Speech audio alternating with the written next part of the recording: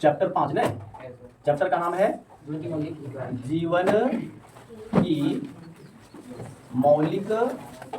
मौलिक इकाई।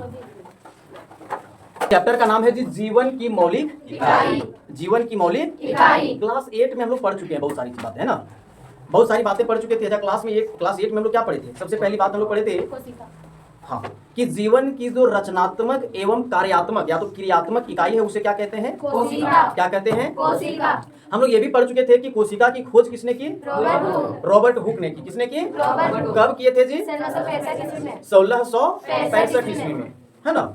हम लोगों ने ये भी पढ़ा था कि सबसे पहले कोशिका की खोज रॉबर्ट हुक ने किया, लेकिन उन्होंने मृत कोशिका की खोज की थी। मृत कोशिका की खोज की थी, है ना। उसने जीवित कोशिका की खोज नहीं की थी, है ना। मृत कोशिका किसमें खोज की थी? तो कॉर्क में खोज की थी। किसमें खोज की थी? कॉर्क में। ये कॉर्क क्या होता है? बात को समझना पड़ेगा कि सर कॉर्क क्या होता है ना। तो पेड़ है ना, पेड़, तो उसी का जो ऊपर वाला छाल है नहीं, मृत कोशिका, उसी में उसने खोज किया था। क्या खोज किया था? कोशिका। क्या खोज किया था? कोशिका, है ना। कोशिका शब्द आया कहां से? पहले हम लोग इधर जान लेंगे, फिर हम लोग इधर चलेंगे। तो ध्यान देंगे, सेल क्या है जी? सेल। सेल एक लैटिन भाषा है। क्या भाषा है? सेलुला से बना है ना, सेलुला से बना है। किससे बना है? सेल, है ना। तो सेल, सेल का मतलब क्या होता है लैटिन भाषा में? तो होता है छोटा कमरा। क्या होता है? छोटा कमरा। लैटिन भाषा में सेल का मतलब क्या होता है? छोटा कमरा। क्या होता है? छोटा कमरा। तो ध्यान दीजिए, ऐसा नाम उसने क्यों दिया? छोटा कमरा का नाम उसने क्यों दिया? तो ध्यान देंगे, रॉबर्ट हुक ने एक सूक्ष्मदर्शी बनाया था खुद से। रॉबर्ट हुक ने क्या बनाया था? सूक्ष्मदर्शी बनाया था। और सूक्ष्मदर्शी से जब पेड़ों के कॉर्क यानी छाल जो था उसका कॉर्क है ना, उसको जब देखा उसने सूक्ष्मदर्शी के माध्यम से, तो उसमें बहुत सारे छोटे छोटे कोष्ठक दिखाई दिए। क्या दिखाई दिए? है ना, कमरे की भांति। मधुमक्खी के छत्ता आप लोग देखेंगे नहीं, उसी तरीके से बहुत सारे कमरे दिखाई दिए, इसलिए उसका नाम क्या दे दिया जी? कोशिका। सेल। क्या नाम दे दिया? सेल। क्या नाम दे दिया? सेल, है ना। चलिए, तो सेल का मतलब समझ में आ गया क्या होता है? क्या होता है? जो से बोलिए एक बार। छोटा कमरा। छोटा कमरा। सेल का मतलब क्या होता है? छोटा कमरा। किस भाषा से ली गई है? लैटिन भाषा से। लैटिन भाषा किस भाषा से? लैटिन भाषा से। आपने केमिस्ट्री में भी बहुत सारे शब्द को पढ़े होंगे, है ना, जो तत्व के संकेत हम लोग पढ़े। तत्व के संकेत हम लोग पढ़ रहे थे कि नहीं? तो उसमें हमने क्या देखा कि बहुत सारे शब्द ऐसे हैं जो लैटिन भाषा से लिए गए और उसी के एक अक्षर या तो दो अक्षर को मिला करके उसका संकेत बनाया गया किसी भी तत्व का। जैसे चांदी, फिर हम कह सकते हैं आयरन। हम लोग लोहा पढ़ते हैं कि नहीं? लोहा, तो लोहा को लैटिन की भाषा से लिया गया Fe। क्या लिया गया है? Fe, है ना। Fe क्यों लिया गया? तो सर लोहा तो आयरन आई से हम लोग लिखते हैं। किससे लिखते हैं? तो लेना चाहिए था उसको आई या तो IR लेना चाहिए था, लेकिन यहाँ तो ले लिया Fe। तो ध्यान देंगे, लोहा को हम लोग लैटिन भाषा में फेरम कहते हैं। क्या कहते हैं? फेरम। क्या कहते हैं? और Fe से ही शुरू होता है फेरम। किससे शुरू होता है? तो इसीलिए Fe ले लिया। तो लैटिन भाषा के बहुत सारे शब्द हम लोगों ने जाना था। यहाँ पे भी देख रहे हैं कि सेल शब्द जो है वो किस भाषा से ली गई है? लैटिन भाषा से। किस भाषा से? चलो ठीक, हम लोगों को पढ़ना है जीवन की मौलिक इकाई। क्योंकि अभी तक हम लोगों ने जाना 8 में क्या क्या हम लोग पढ़े थे, और सारी बातें पढ़े थे, नहीं तो चर्चा नहीं कर सकते हैं ना। अब हम लोग देखते हैं कि जीवन की मौलिक इकाई। जीवन की मौलिक इकाई। मौलिक इकाई मतलब सबसे छोटी इकाई। मौलिक इकाई का मतलब क्या जी? सबसे छोटी। तो जीवन की सबसे छोटी इकाई के बारे में हम लोग पढ़ेंगे, इसमें विस्तार से हम लोग जानेंगे। उसमें हमने पढ़ा था कि भाई कोशिका जो होता है उसके 3 भाग होते हैं, मुख्य 3 भाग होते हैं।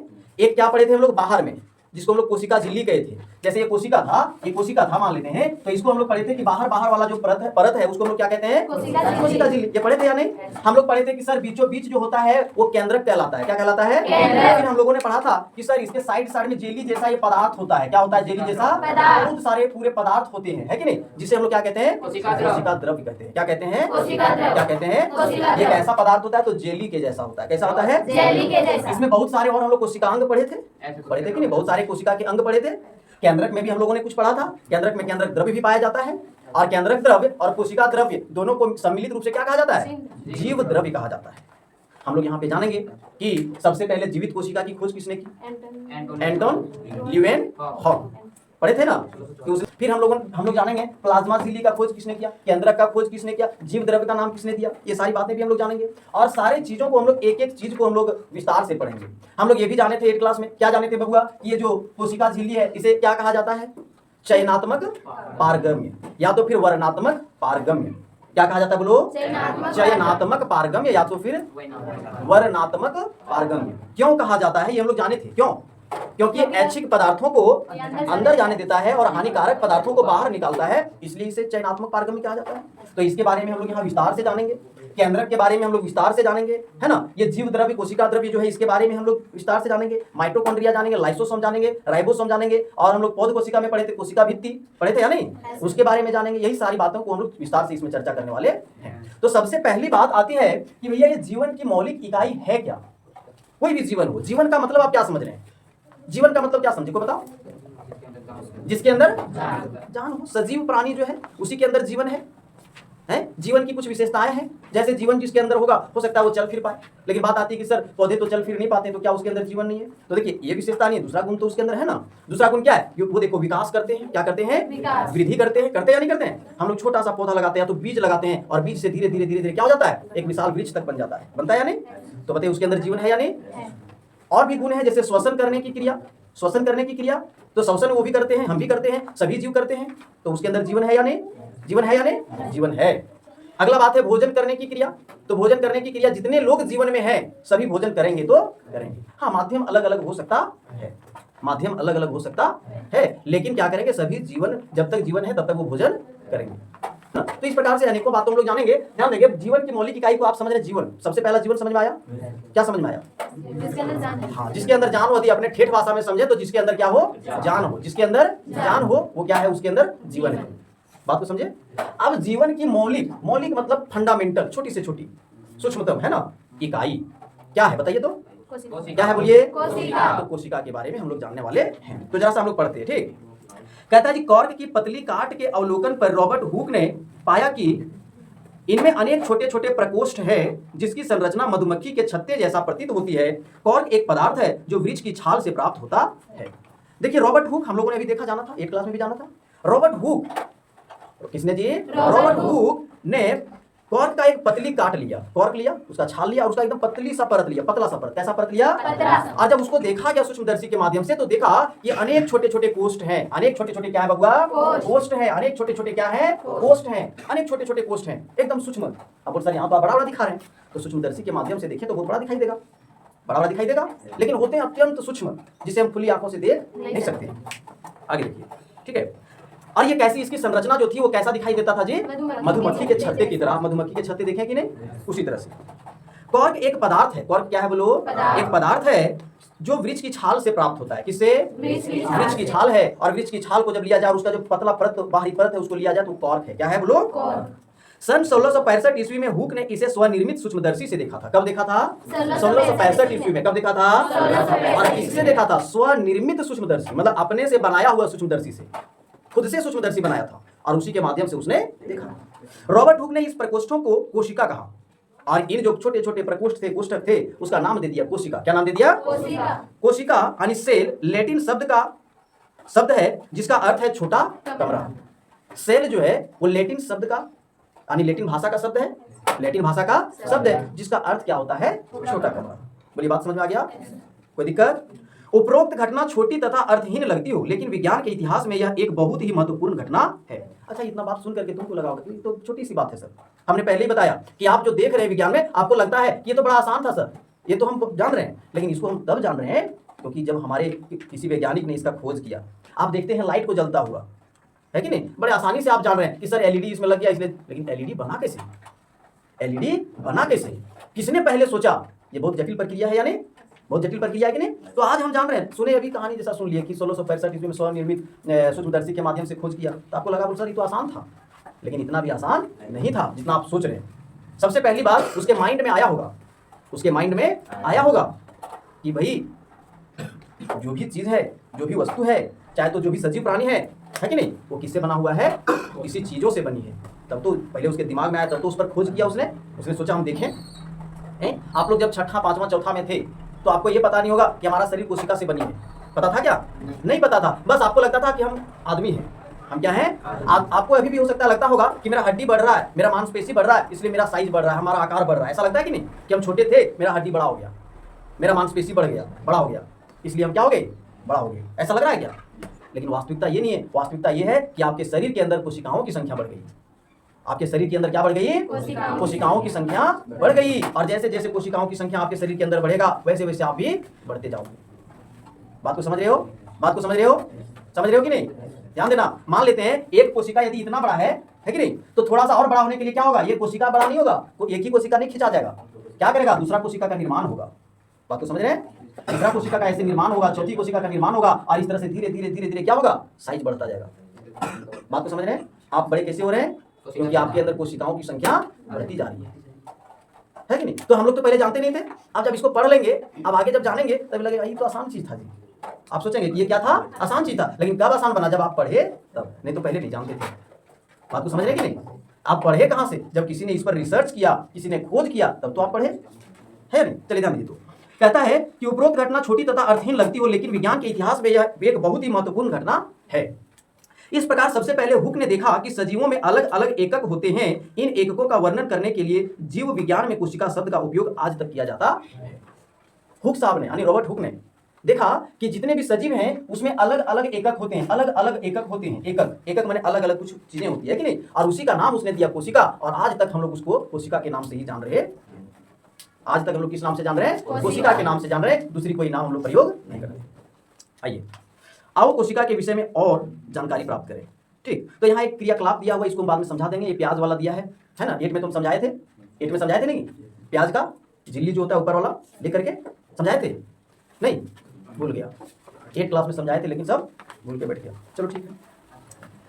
आपने क्या देखा, हम लोग क्रियाकलाप के आगे चलते हैं। आपने क्या देखा? क्या आप जो संरचना सूक्ष्मदर्शी के द्वारा देखते हैं उसे कागज पर खींच सकते हैं? देखिए यहाँ पे हम लोगों ने देखा नहीं, क्योंकि प्याज का भी झिल्ली वाला बताया नहीं। उसको जब आप सूक्ष्मदर्शी के माध्यम से देखेंगे तो आपको छोटे छोटे ऐसे ऐसे दिखाई नजर आएंगे। ध्यान देंगे, जब इसको सूक्ष्मदर्शी के माध्यम से हम लोग देखेंगे तो ऐसे ऐसे नजर आएंगे। जरा देखिए इधर,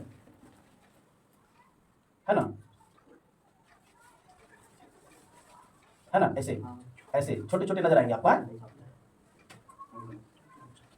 बात को समझ रहे हो? ऐसे ऐसे बहुत सारे नजर आएंगे आपको, ऐसे बहुत सारे नजर आएंगे।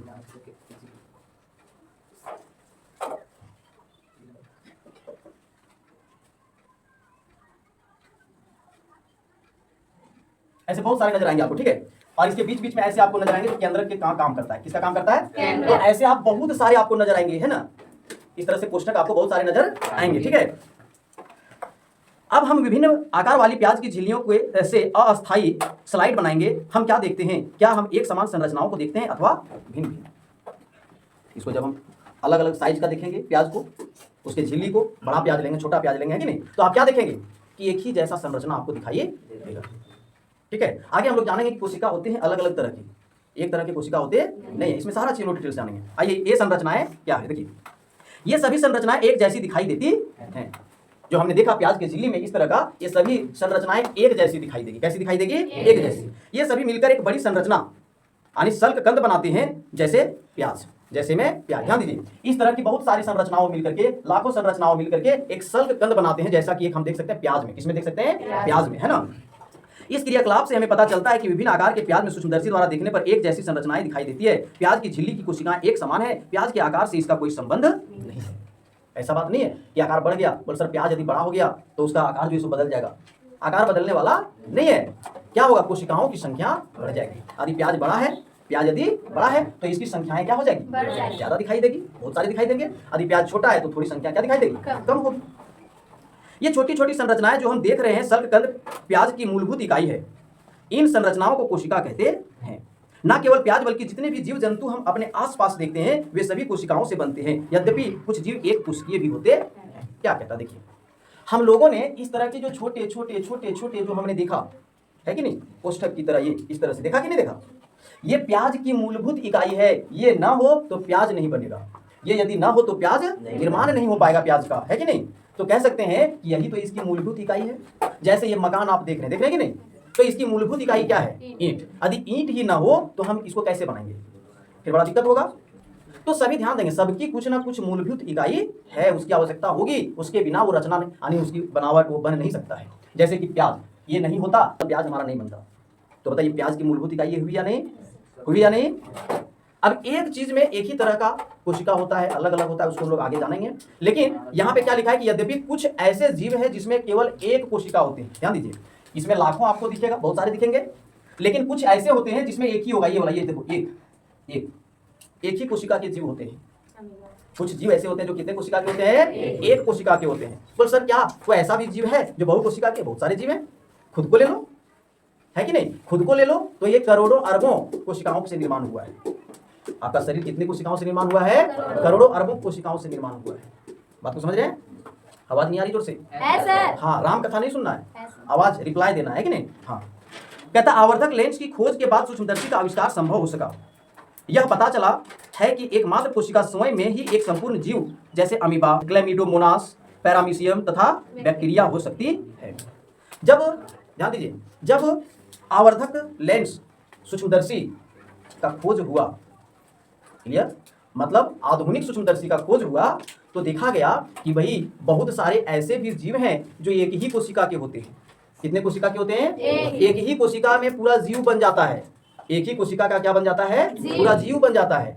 हमारे अंदर लाखों करोड़ों अरबों है ना, अरबों कोशिकाओं है, तब हमारा हाथ बना अलग, कान बना अलग, नाक बना अलग, आंख बना अलग, बाल बना अलग, माथा बना अलग, बना कि नहीं? लेकिन कुछ ऐसे भी जीव हैं जो एक ही कोशिका के माध्यम से सब कुछ कर लेते हैं। बात को समझ रहे हैं कि नहीं? एक ही मात्र कितने कोशिका से? एक कोशिका से। जैसे में क्या आपका आ गया? अमीबा आ गया। क्या आ गया जी? पैरामीशियम आ गया। क्या आ गया? बैक्टीरिया आ गया। क्या आ गया? क्लैमिडोमोनास आ गया। क्या आ गया? एक बार बोलो, क्लैमिडोमोनास बोलिए, है ना? तो ये सारे जीव जो है वो कितने कोशिका से निर्मित हैं? एक ही कोशिका से बने हुए जीव है ये। इसमें कितने कोशिकाएं पाई जाती है? कितने? एक ही, है ना? आगे देखिए, इसके अतिरिक्त बहुकोशिकीय जीवों में अनेक कोशिकाएं समाहित होकर विभिन्न कार्यों को संपन्न करने हेतु विभिन्न अंगों का निर्माण करती है। इसके कुछ उदाहरण हैं। फंजाई, फंजाई का मतलब कवक, फंजाई का मतलब, इसका एक बहुत बढ़िया उदाहरण हम लोग ले सकते हैं कवक का। कहाँ? ब्रेड वगैरह है ना, ब्रेड वगैरह में क्या लग जाता है? फफूंद जैसा लगता है कि नहीं? हरा रंग का वो कवक है। वो क्या है? वो बहुकोशिकीय है। वो एक कोशिका से नहीं, बहुकोशिकीय जीव है। वो क्या है बोलो? है ना? पादप तथा जंतु। पादप माने पौधे, पादप मतलब जंतु, मतलब जितने भी आप जंतु को देख रहे हैं, जैसे बकरी को देख रहे हैं, गाय को देख रहे हैं, इंसान को देख रहे हैं, कुत्ता को देख रहे हैं, है कि नहीं? सांप को देख रहे हैं, बिल्ली को देख रहे हैं, बहुत सारे जंतु को देख रहे हैं कि नहीं? तो वे सारे के सारे जंतु बहुकोशिकीय हैं। क्या है बोलिए? इसमें बहुत सारे कोशिकाएं होते हैं और अलग अलग कोशिकाएं अलग अलग कार्य करती है। अलग अलग कोशिकाएं अलग अलग कार्य करती है। जैसे आप देख सकते हैं कि आपको चलना हो तो आपका मांसपेशी काम कर रहा है। कौन काम कर रहा है? मांसपेशी के खिंचाव के कारण आप चल पाते हैं। ये क्लास में लोग पढ़े थे, है कि नहीं? मांसपेशी के खिंचाव के कारण क्या होता है जी? हम चल पाते हैं। तो उसमें कोशिका अलग है।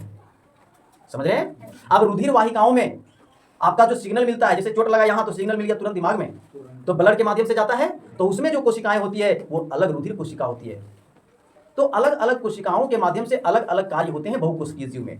जबकि एक कोशिकीय जीव में बोलिए एक ही कोशिका से सारे कार्य होते हैं। एक कोशिकीय जीव में बोलिए एक कोशिकीय जीव में एक ही कोशिका के माध्यम से सारे कार्य होते हैं। क्या कार्य हो सकते हैं? जैसे चलने का कार्य, जैसे जनन करने का कार्य।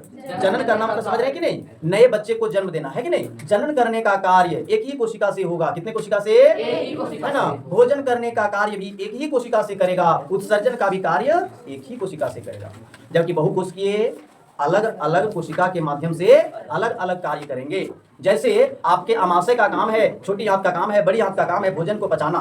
भोजन को तो क्या हाथ की कोशिका उसको पचा सकता है? क्या नहीं पचा सकता। क्या दिमाग की कोशिका उसको पचाएगा? क्या वो वहीं पे जाएगा तभी पचने वाला है, अन्यथा पचने वाला नहीं है। बात को समझ रहे हो? बात को समझ रहे हो? अब चलने का काम तुम्हारे पैर से है। किससे है? अब तुम सोचोगे कि हम बाल की कोशिका से चले तो क्या चल पाओगे? क्या नहीं। सभी कोशिकाओं के अलग अलग कार्य हैं। किसमें? बहुकोशिकीय में। किसमें? बहुकोशिकीय जीव में। किसमें बोलिए? बोलिए, बात समझ में आया कि नहीं? इस पृथ्वी पर एक कोशिकीय जीव भी है और बहुकोशिकीय जीव भी है। एक कोशिकीय जीव सारे कार्य बोलिए फिर से बोलिए, सारे कार्य एक ही कोशिका के माध्यम से करते हैं। जबकि बहुकोशिकीय जीव अलग अलग कार्य अलग अलग कोशिका के माध्यम से करते हैं। कोई दिक्कत? आपको समझ गए? कहता है प्रत्येक बहुकोशिकीय जीव एक कोशिका से ही विकसित हुआ। कैसे? ठीक, कहता है प्रत्येक बहुकोशिकीय जीव एक ही कोशिका से क्या हुए जी? विकसित हुए। पता है जब अंडाणु शुक्राणु मिलता है तो कितने कोशिका का निर्माण होता है? एक। कितने कोशिका का? एक। और उसी कोशिका से ध्यान देंगे विभाजित होकर के, उसी कोशिका से विभाजित होकर के जब लाखों कोशिकाएं निर्माण होती है तो भ्रूण का निर्माण होता है। हम लोग पढ़े थे क्लास में, भ्रूण, है ना, किसका निर्माण होता है जी? भ्रूण का निर्माण होता है। फिर धीरे धीरे धीरे धीरे उसका आंख, नाक, मुंह सब बनता है, वो शिशु बन जाता है। क्या बन जाता है? शिशु बन जाता है। धीरे धीरे क्या बन जाता है? तो कितने कोशिकाओं से जीवन शुरू हुई? एक। हम आप सब देख रहे हैं कि नहीं? इतना बड़ा करोड़ों कोशिका दिख रही है ना हमारे अंदर? दिख रही है? नहीं दिख रही है, लेकिन सूक्ष्मदर्शी के माध्यम से देख सकते हैं। लेकिन हाँ, हम जान चुके हैं कि हमारा शरीर करोड़ों अरबों कोशिकाओं से मिलकर बना हुआ है। लेकिन इसका शुरुआत कहाँ से हुआ? केवल कितने कोशिका से? एक कोशिका से शुरुआत हुआ। कितने कोशिका से शुरुआत हुआ? एक कोशिका से। ध्यान दीजिए, कितने कोशिका से शुरुआत हुआ जी? एक कोशिका से। ठीक, तो जितने भी दुनिया में बहुकोशिकीय जीव हैं, उसकी शुरुआत केवल और केवल कितनी कोशिका से होती है? एक। चलिए, है ना। कोशिकाएं विभाजित होकर अपनी ही जैसी कोशिकाएं बनाती है। कोशिकाएं विभाजित होकर अपनी ही जैसी कोशिकाएं बनाती है। ऐसा नहीं कि ये कोशिका, ध्यान दो, ध्यान देना इधर, कि अधिक इंसान का कोशिका है तो वो गाय का कोशिका निर्माण कर देगा। समझ रहे हैं कि नहीं? वो इंसान का ही कोशिका निर्माण करेगा। बात को समझ रहे हैं? हाँ। इस प्रकार सभी कोशिकाएं अपनी पूर्ववर्ती कोशिकाओं से उत्पन्न होते हैं। कुछ जीवों में विभिन्न प्रकार की कोशिकाएं भी हो सकती है। निम्नलिखित तस्वीर को देखो, ये मानव शरीर के कुछ कोशिकाएं हैं। जरा ध्यान देंगे इधर। कहता है कि कुछ जीवों के अलग अलग कोशिकाएं भी, अलग तरह की कोशिकाएं भी हो सकती है। जैसे देखिए नीचे दिया गया है, आप देख सकते हैं, यहाँ पे दिख रहा है जी। देखो ये वाला, ये अभी बताते हैं, ठीक है। एक दिया है देखो चिकनी पेशी कोशिका, एक दिया रुधिर कोशिका, एक दिया तंत्रिका कोशिका, ये दिया अस्थि कोशिका, ये दिया शुक्राणु, ये दिया अंडाणु, ये वसा कोशिका। वसा कोशिका, वसा के लिए तंत्रिका कोशिका, हमारे जो तंत्रिका तंत्र में है ना, सबसे लंबी, हमारे शरीर का सबसे लंबा भी यही है। कौन सा? तंत्रिका कोशिका, सबसे लंबी कोशिका नहीं। आगे देखो अंडाणु है, शुक्राणु है, अस्थि कोशिका है। अस्थि कोशिका माने हड्डी वाला, है कि नहीं? तो देखिए, एक इंसान के, एक मनुष्य के शरीर में अलग अलग प्रकार की कोशिकाएं हैं। तो इस प्रकार से विभिन्न जीवों में भी अलग अलग प्रकार की कोशिकाएं पाए जा सकते हैं। देखिए सबकी आकृति अलग अलग है, अलग अलग तरह का है कि नहीं? आप देख रहे होंगे यहाँ, देखिए इसको, देखिए इसको, देखिए आपके पास बुक है ना, तो बुक में देखिए कि अलग अलग आकृति का है, अलग अलग आकृति का है। क्लियर? आगे देखिए थोड़ा देर और, है ना। कोशिकाओं की आकृति तथा आकार उनके विशिष्ट कार्यों के अनुरूप होते हैं। बात ध्यान दीजिए, कोशिकाओं का जो अलग अलग आकृति है वो किस आधार पर है? उनके कार्यों के आधार पर है। किस आधार पर है? उनके कार्यों के आधार पर है। क्लियर? कुछ कोशिकाएं अपना आकार बदलती रहती है, कुछ कोशिकाएं अपना आकार क्या करती है? बदलती रहती है। बोल सर कैसे? तो सुनिए, अमीबा एक जीव है। क्या है? बोलिए। अमीबा एक जीव है। उसमें कितनी कोशिकाएं हैं? एक। अब एक ही कोशिका से बेचारों को खाना भी है, उत्सर्जन भी करना है, चलना भी है या नहीं? तो मान के चलते हैं अमीबा क्या करता है? उसका कोई निश्चित आकृति नहीं होता, हम लोग पढ़े थे। लेकिन क्या हो, क्योंकि वो कभी भोजन उसको प्राप्त करना है तो उसी से उसको क्या बनाना पड़ेगा? अपना मुंह बनाना पड़ेगा। धीरे धीरे उसको खाद्य धानी बना लेता है घेर करके। कैसे? जैसे मान लेते हैं ये अमीबा है, ये अमीबा है मान लेते हैं। अब यहाँ पे भोजन देखा, यहाँ पे भोजन किया, धीरे धीरे उत्पाद की सहायता से इसको घेर लेगा, ऐसे ऐसे घेर लेगा, और घेर करके इसको क्या बना लेगा? खाद्य धानी बना लेगा। इसको क्या बना लेगा जी? तो बताइए, आकृति बदला या नहीं इसका? फिर चलने के लिए उसको पैर की जरूरत होगी। किसकी जरूरत होगी? तो एक ही कोशिका को वो क्या करेगा? आकृति बदलेगा उसका, है ना, और धीरे धीरे आगे की ओर बढ़ेगा। क्लियर? तो कहता है कि कुछ कोशिकाएं अपनी आकार को क्या करती रहती है? बदलती रहती है। जैसे कि ये कोशिका अमीबा। आगे देखिए, कुछ जीवों में कोशिका का आकार लगभग स्थिर रहता है और प्रत्येक प्रकार की कोशिका के लिए विशिष्ट होता है। उदाहरण के लिए तंत्रिका कोशिका। कहता है कुछ कोशिका ऐसे होते हैं जो एकदम एक ही आकृति का होगा, कभी बदलेगा नहीं। कुछ कोशिकाएं अपनी आकृति नहीं बदलती है, कुछ कोशिकाएं अपनी आकृति बदलती रहती है। तो नहीं बदलने वाले में उदाहरण के लिए तंत्रिका कोशिका। क्या जी? बोलिए। तंत्रिका कोशिका। प्रत्येक जीवित कोशिका में कुछ मूलभूत कार्य करने की क्षमता होती है जो सभी सजीवों का गुण है। एक जीवित कोशिका ये मूलभूत कार्य कैसे करती है? हम जानते हैं कि बहुकोशिकीय जीवों में श्रम विभाजन होता है, जैसा कि मनुष्यों में। इसका अर्थ यह है कि शरीर के विभिन्न अंग विभिन्न कार्य करते हैं। जैसे मनुष्य के शरीर में हृदय रुधिर को पंप करता है तथा अमाशय भोजन को पाचन करता है, इसी प्रकार एक कोशिकीय में भी श्रम विभाजन होता है। वास्तव में ऐसी प्रत्येक कोशिका में कुछ विशिष्ट घटक होते हैं जिन्हें कोशिकांग कहते हैं। प्रत्येक कोशिकांग एक विशिष्ट कार्य करता है, जैसे कोशिका में नए पदार्थ का निर्माण, अपशिष्ट पदार्थों का निष्कासन आदि। इन कोशिकांगों के कारण ही एक कोशिका जीवित रहती है और अपने सभी कार्य करती है। ये कोशिकांग मिलकर एक मूलभूत इकाई बनाते हैं जिसे कोशिका कहते हैं। यह बड़ा रुचिकर है कि सभी कोशिकाओं में एक ही प्रकार के कोशिकांग होते हैं। इससे कोई फर्क नहीं पड़ता कि उसके कार्य क्या है अथवा वे किस जीव में पाई जाती है। क्या हमने पढ़ा जी कि जीवित कोशिका जो है उसके कुछ ना कुछ मूलभूत कार्य हैं। उसके कुछ ना कुछ मूलभूत कार्य, सबका कुछ ना कुछ कार्य बांटा गया। जैसे मैंने बताया कि अमाशय का काम है पचाना, हृदय का काम क्या है? हृदय का काम है क्या करेगा? वो पंप करके रुधिर को क्या करता है? रुधिर को भेजता है हमारे कोशिकाओं तक, है कि नहीं? तो सबका अलग अलग कार्य है, लेकिन ये कार्य कैसे करता है? कार्य कैसे करता है? तो कोशिकाओं में कुछ कोशिकांग पाए जाते हैं। कोशिकाओं में क्या पाए जाते हैं? कुछ कोशिकांग पाए जाते हैं। जैसे मान लेते हैं ये कोशिका था, है कि नहीं? ये मान लेते हैं कोशिका था, यहाँ पे क्या था? केंद्रक था। ठीक है, ये क्या था? जीव द्रव्य था, है ना? जीव द्रव्य कह सकते हैं, क्योंकि कोशिका द्रव्य और केंद्रक द्रव्य दोनों को हम जीव द्रव्य कह सकते हैं, कोई दिक्कत नहीं है कि नहीं। तो ये कोशिका द्रव्य या जीव द्रव्य जो को है कि नहीं है कि नहीं। तो अलग अलग प्रकार के कोशिकांग पाए जाते हैं, लेकिन लगभग सभी कोशिकाओं में एक ही प्रकार के कोशिकांग पाए जाते हैं, एक ही प्रकार के, चाहे तो उसका कार्य जो भी हो, उसका कार्य पचाना हो, उसका कार्य चलना हो, उसका कार्य सोचना हो, उसका कार्य हृदय रुधिर को पंप करना हो, है कि नहीं, चाहे जो भी कार्य हो, लेकिन कोशिकांग एक ही तरह के पाए जाते हैं। कैसे पाए जाते हैं? एक ही तरह के पाए जाएंगे। क्लियर है? यदि इसमें है क्या प्लाज्मा झिल्ली तो उसमें भी होगा, दूसरे कोशिका में भी होगा, समझ रहे हैं कि नहीं। यदि एक कोशिका में केंद्रक है तो दूसरी कोशिका में भी क्या होगी? तो एक ही प्रकार के मतलब कोशिकांग पाए जाते हैं, लेकिन हाँ कार्य अलग अलग करते हैं। सभी कोशिकाओं का कार्य क्या होता है? अलग अलग होता है। बात को समझ रहे हैं? चलो।